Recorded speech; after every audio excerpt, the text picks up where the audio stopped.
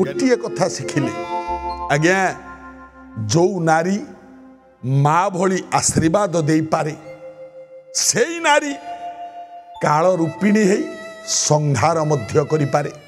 देखो किंतु आमर दृष्टिभंगी जेमिति हब आमे नारी पाखरु सेमती पाइबा आज्ञा किंतु आमर दृष्टिभंगी आमर दृष्टि आमर चिंताधारा आमर भावना प्रत्येक नारी प्रति पवित्र रहिबा आवश्यक।